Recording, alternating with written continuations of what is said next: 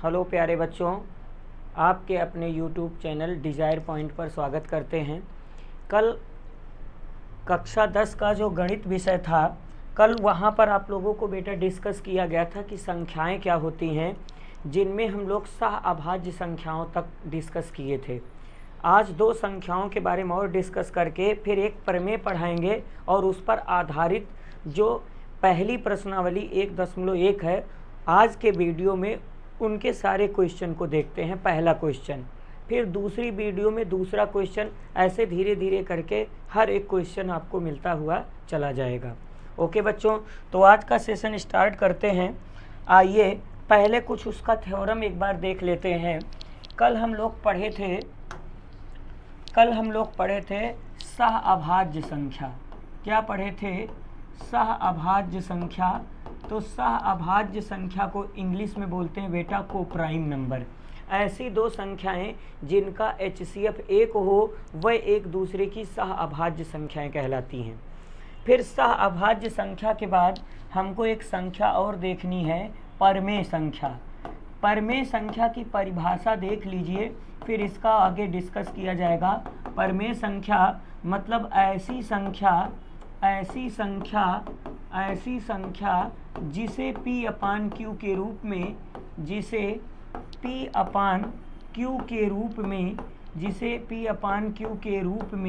व्यक्त किया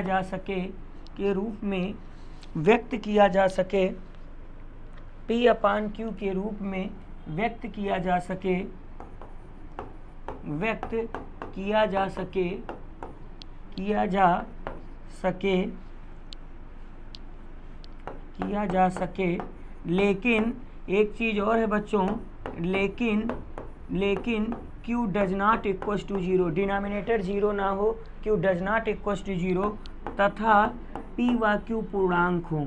P व Q क्या हों? पूर्णांक हों। उसे हम कौन सी संख्या कहते हैं? परमेय संख्या। फिर परमेय संख्या के बाद एक संख्या आपको और समझनी है बेटा, अपरिमेय संख्या। अपरिमेय संख्या, जो संख्या परमेय ना हो उसे कौन सी संख्या कहते हैं? अपरिमेय संख्या। अपरिमेय संख्या में जैसे आता है √3, √5, √7, जिसका वर्गमूल ना मिले, जिसे P/Q के रूप में ना व्यक्त किया जा सके। और फिर उसके बाद आगे हम आपको समझाएंगे वास्तविक संख्याएं। तो वास्तविक संख्याएं क्या होती हैं? सभी परमेय और अपरिमेय संख्याओं के समूह को कौन सी संख्या कहते हैं बेटा? वास्तविक संख्या कहते हैं। तो ये इतना संख्याओं के बारे में है। आज एक हम लोग थ्योरम स्टार्ट करेंगे, एक प्रमेय पढ़ेंगे, अंक गणित की आधारभूत प्रमेय।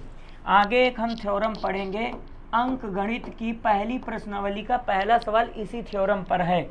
अंक गणित की आधारभूत प्रमेय, अंक गणित की आधारभूत प्रमेय, अंक गणित की आधारभूत प्रमेय, फंडामेंटल थ्योरम ऑफ अरिथमेटिक, अंक गणित की आधारभूत प्रमेय।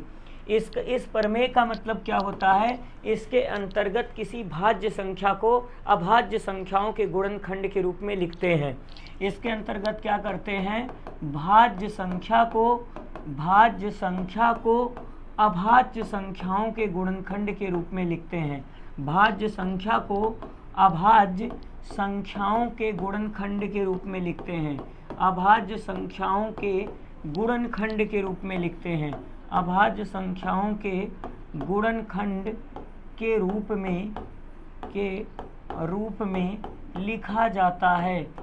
रूप में लिखा जाता है।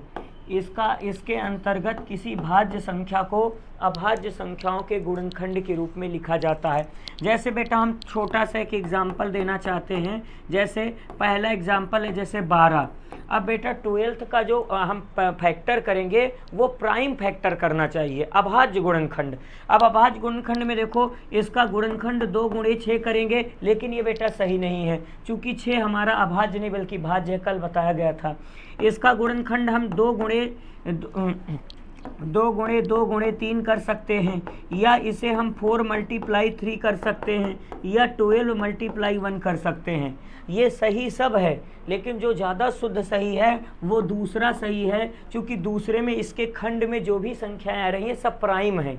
जैसे बेटा इसके खंड में जैसे 2 आ रहा है, 2 है, फिर उसके बाद यहाँ भी 2 है, यहाँ 3 है, 2 2 4 3 12 आ जाएगा। इस यहाँ भी 12 आएगा, यहाँ भी आएगा, यहाँ भी आएगा, लेकिन यहाँ में 6 प्राइम नहीं है, यहाँ 4 प्राइम नहीं है, यहाँ 12 प्राइम नहीं है, इसीलिए सही ये माना जाएगा। तो अगर कोई भाज्य संख्या दी रहेगी, हमको उसका फैक्टर करना है, उसके गुणनखंड में जो जो संख्याएं आनी चाहिए वो सब अभाज्य होनी चाहिए। तो सबसे छोटी संख्या अभाज्य 2 है, पहले 2 से जुगाड़ बनाएंगे, फिर उसके बाद 3 से, फिर 5 से। समझ पा रहे हो ना? अब इस पर देखो, पहली प्रश्नावली का जो क्वेश्चन है इसी पर बेस्ड है बच्चों, ध्यान से देखो, ये समझो, ये आपके 1.1 का पहला क्वेश्चन यही लिखा गया बेटो। देखो, निम्नलिखित संख्याओं को अभाज्य गुणनखंडों के गुणनफल के रूप में व्यक्त कीजिए। अभी थ्योरम बताए थे। जैसे पहला क्वेश्चन है बेटा, देखो पहले क्वेश्चन को देखो हम हल कर रहे हैं, आप लोग ढंग से देखो।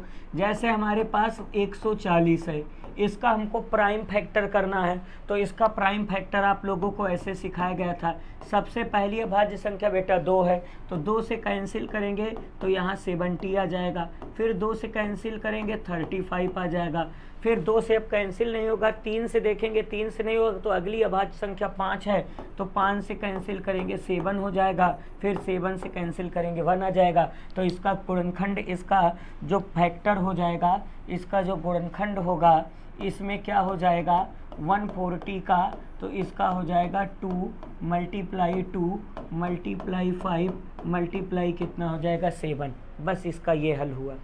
जैसे मान लिया जाए अगला क्वेश्चन है, जैसे दूसरे की बात करते हैं 156 का, तो 156 का प्राइम फैक्टर करना है, तो ध्यान से देखो 156 में सबसे पहले 2 से कैंसिल करेंगे बेटा, तो इसे 2 से जब कैंसिल करोगे तो 2 से बन जा 14, 2 8 जा 16, फिर 2 से कैंसिल करेंगे तो 39 हो जाएगा, फिर 3 से 13 हो जाएगा, फिर 13 से 1, तो इसका हो जाएगा 2 × 2 × 3 मल्टीप्लाई कितना 13।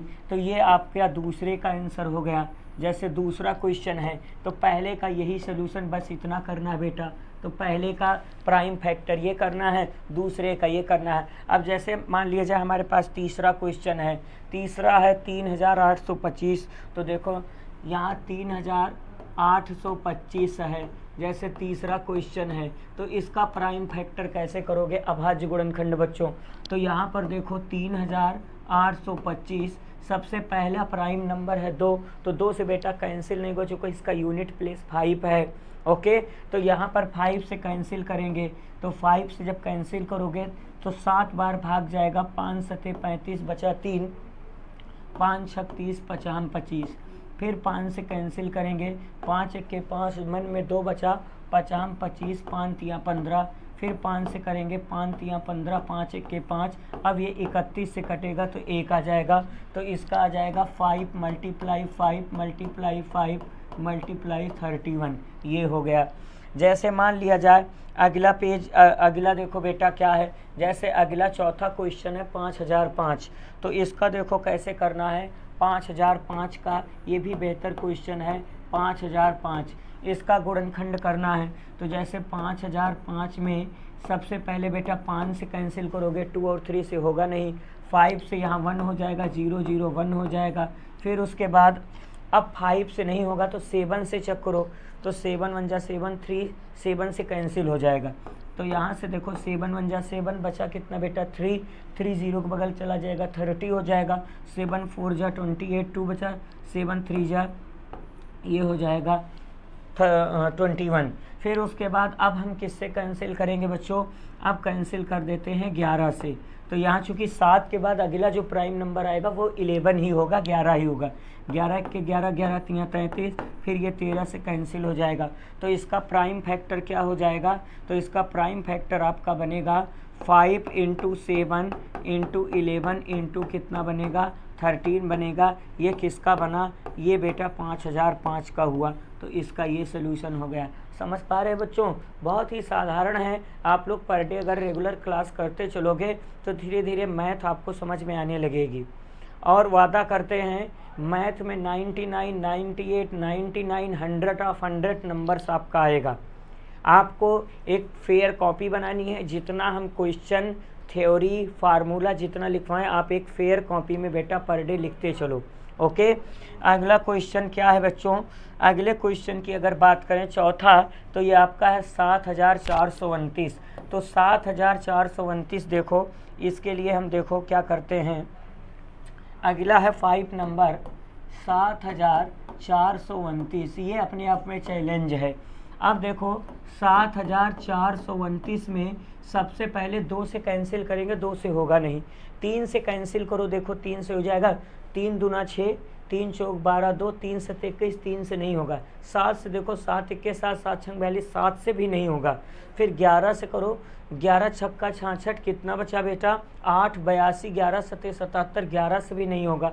13 से कैंसिल करो, 13 से भी नहीं होगा। 13 से अगर हम कैंसिल करें तो 13 से 7429 ना, 13 से डिवाइड करोगे तो 13 चौका 52, 13 पचे 65, यहाँ 5 आ गया, यहाँ बचा 14 में से 5 घटा 9, यहाँ से कैंसिल हुआ 2 हुआ, 13 सत्ते 91 हुआ, यहाँ 1 19, 13 से नहीं कैंसिल होगा। फिर 13 के बाद बेटा 17 से कैंसिल करो, 17, ये चैलेंजेस सवाल है, इसमें 17 से कैंसिल करो। ऐसे स्टेप वाइज हम चेक करेंगे प्राइम से।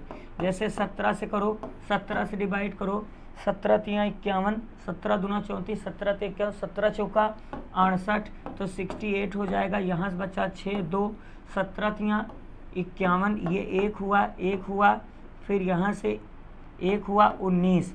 अब देखो 17 का भाग 19 में जाएगा कि नहीं, देखो 17 छक्का 102, 17 सत्ते 119 होता है। ठीक है बच्चों, 17 सत्ते 119 होगा, तो यहाँ 7 बार चला जाएगा, इसका मतलब 17 से हमको सफलता मिल जाएगी। फिर एक बार तो 17 से मान लिया जाए, जब इसे कैंसिल करोगे तो 4 3 7 आ जाएगा। फिर 17 के बाद अगली अभाज्य संख्या 19, देखो 19 से चेक करो तो 437 को 19 में भाग करो ना, 19 से कैंसिल करो, 19 दूना कितना होता है बेटा 38 हुआ, 5 7, तो 19 तिया 57, 19 से कैंसिल हो जाएगा। तो ये आपका 19 से आगे कैंसिल हो जाएगा 19 से, तो 19 दूना 38, 19 तिया 57, 23 हुआ, फिर 23 से कैंसिल होके 1 आ गया, तो इसका सोल्यूशन होगा 17, 19 और 23, ये इसका ये हो जाएगा बच्चों। तो आज आपको देखो जितने भी क्वेश्चन थे, क्या इनका अभाज्य गुणनखंड आपको सिखाया गया है। ये एक बेटा इसके पहले एक देखो थ्योरम है, थ्योरम क्या है, अंकगणित की आधारभूत प्रमेय, फंडामेंटल थ्योरम ऑफ अरिथमेटिक। इसके अंतर्गत किसी भाज्य संख्या को अभाज्य संख्याओं के गुणनखंड के रूप में लिखा जाता है। जैसे इस पर क्वेश्चन क्या क्या किया गया, देखो ये पहला जो जितने भी क्वेश्चन किए गए, जैसे यहाँ पर देखो ये पहला क्वेश्चन था, निम्नलिखित संख्याओं को अभाज्य गुणनखंड के रूप में व्यक्त कीजिए।